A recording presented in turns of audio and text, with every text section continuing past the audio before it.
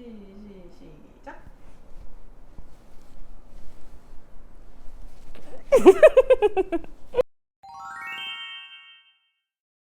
여러분 안녕하세요. 여러분의 한국어 선생님 정쌤입니다. 와! 자, 오늘도 선생님이 여러분에게 좋은 한국어 교재를 소개해드리기 위해서 한글파크에 왔는데요. 오늘 선생님이 여러분에게 소개해드릴 책은요, 두구두구두구 기대되시죠? 자, 바로 뒤에 있습니다. 마인드맵으로 배우는 토픽어휘 2300입니다. 와! 실제로 이 책은 선생님이 2년 전에 토픽 어휘에 관련된 인터넷 강의를 준비를 하면서 정말 많은 도움을 받았던 책이에요. 그래서 학생들이 이제 토픽을 공부할 때 어휘량이 굉장히 중요하잖아요. 그래서 선생님 토픽 어휘 책 추천해 주세요 라고 하면 선생님이 항상 추천했던 책이 바로 토픽 어휘 2300이었어요. 이 책은요, 우리가 단어를 외우면서 금방금방 잊어버리잖아요. 그런데 이 책을 통해서 공부를 하면 여러분이 중급 토픽 어휘를 2300여 개를 80일 안에 확실하게 공부할 수 있어요. 선생님이 이 책을 보면서 느낀 가장 큰 장점은 두 가지가 있는데요. 첫 번째는 마인드맵을 통한 단어 의미 학습이었고, 두 번째는요, 두 가지의 예문이 나와요. 첫 번째는 이제 대화를 통한 예문, 우리가 구어체라고 하죠. 구어체에서 어떻게 하면 이 단어를 잘 사용할 수 있을지에 대해서 나와 있고, 두 번째는 문장에서 나오는 예문이에요. 문장은 우리가 문어체라고 하잖아요. 그럼 문어체에서는 이 단어를 어떻게 활용할 수 있을지에 대해서 잘 나와 있어요. 그래서 오늘은 마인드맵으로 배우는 토픽 어휘 2300을 통해서 어떻게 하면 단어를 조금 더 쉽게 기억할 수 있을지 우리 함께 알아보도록 할게요. 이 책에는요, 총 47개의 주제가 나와 있는데요. 그 많은 주제 중에서 선생님이 한 가지의 주제를 선택을 해서 여러분에게 예문을 보여드리려고 해요. 자, 그럼 어디 한번 볼게요. 어떤 주제가 좋을지 쭉 봅시다.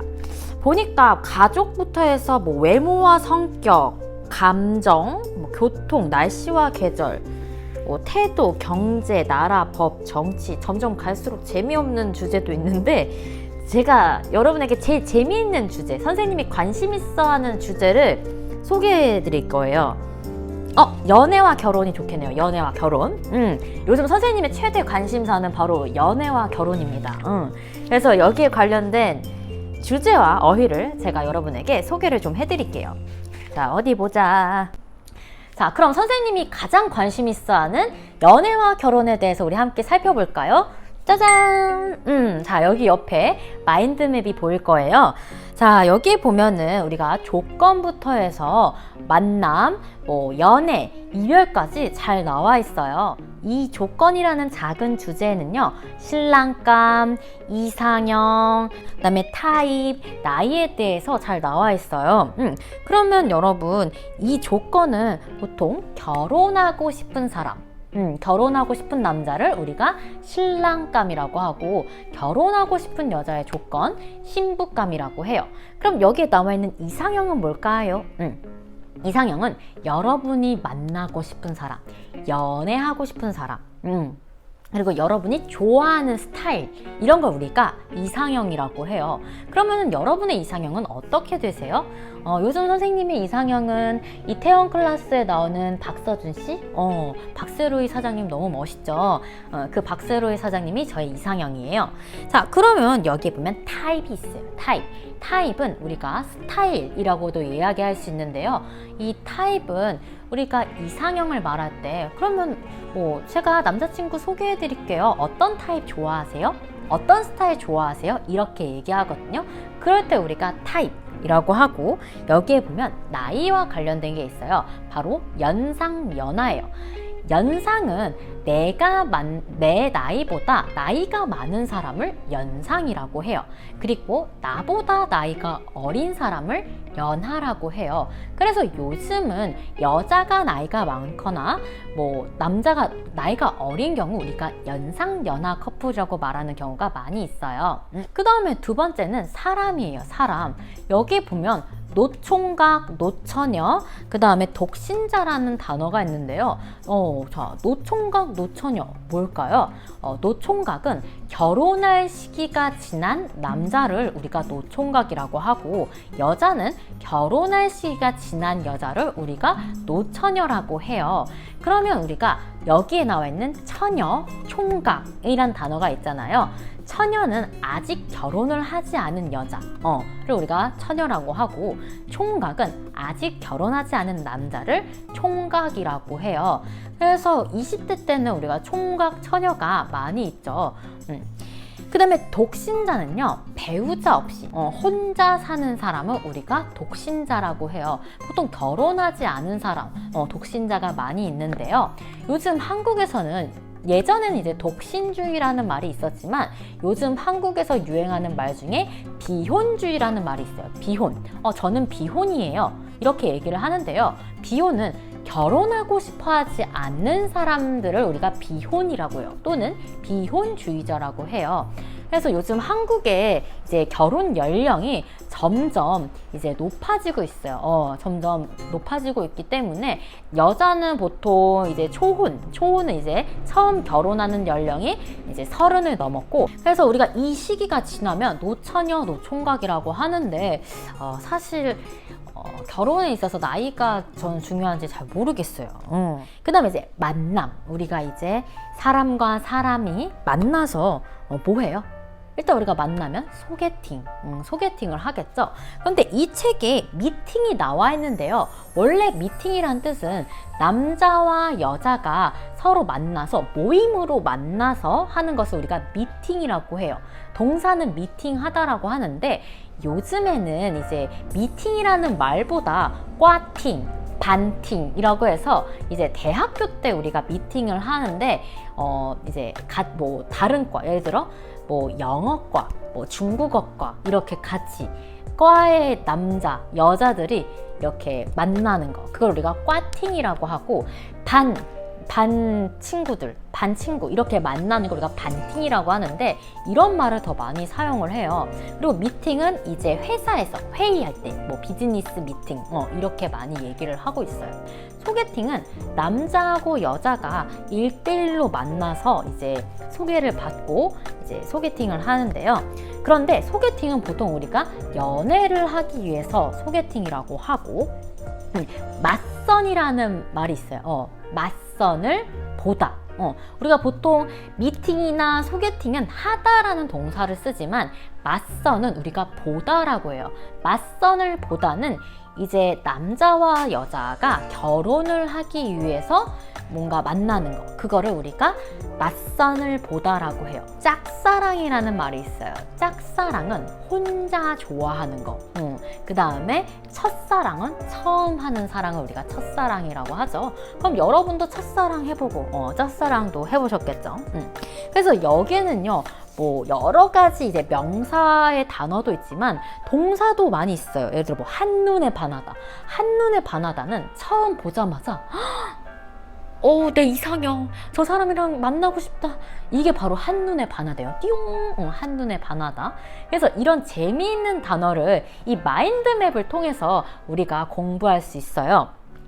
그리고 여기에는요, 이제 여러 가지 예문이 나와 있는데요. 이 책의 가장 좋은 점은요, 일단 뭐 영어나 중국어, 일본어 번역이 나와 있지만 이제 첫 번째 예문을 보면 나로 나눠져 있어서 대화 예문이 나와 있어요. 그래서 이 대화를 통해서 이 단어가 어떤 뜻인지 여러분이 쉽게 이해할 수 있어요. 두 번째 예문은 문장으로 된 예문인데요. 그래서 여러분이 뭐 글을 읽을 때 또는 뭐 일기나 신문을 읽을 때 나오는 문어체 있죠. 문어체의 문장을 우리가 쉽게 이해할 수 있어요.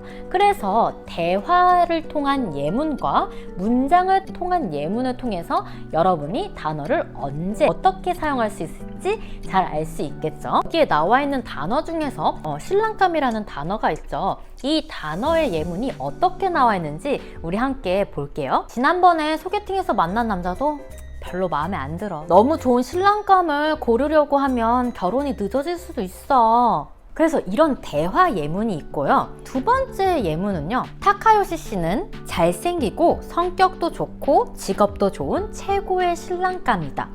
이렇게 문장으로 나와 있어요. 그래서 여러분이 단어 공부를 할 때요, 선생님이 추천하는 방법이 하나가 있어요. 바로 여기에 나오는 예문처럼 여러분이 이 단어를 통해서 문장을 만드는 연습을 많이 해보세요. 이게 마인드맵으로 이렇게 여러분이 기억을 하는 방법도 좋지만 가장 기억에 오래 남는 방법 중에 하나가 바로 단어를 여러분이 문장으로 만들어서 쓰는 것을 계속 연습을 해야 돼요.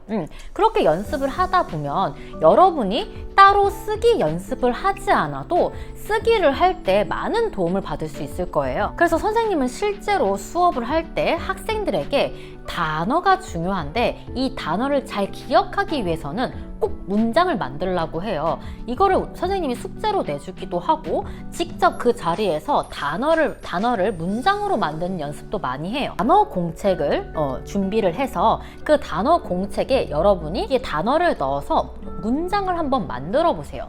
그렇게 하다 보면 여러분이 좀 더 쓰기를 하는데 조금 더 쉽겠죠? 그 다음에 우리가 이 단어를 다 배우고 나서 어휘력 쑥쑥이라는 코너가 있는데요. 바로 연상, 독신자에 나오는 한자어. 우리가 연상이라는 단어와 독신자라는 단어는 한자어예요. 한국어의 75%가 한자어로 이루어져 있는데요. 여러분이 이제 중고급으로 갈수록 이제 점점 나오는 한자어가 많아질 거예요. 그래서 이 한자어를 잘 하기 위해서는 여러분이 단어에 있는 한자의 의미를 잘 아는 것도 중요해요. 그래야 여러분이 단어를 공부할 때 단어를 빨리 외울 수 있게 되고 단어의 어휘량이 좀 더 많아지고 풍부하게 돼요.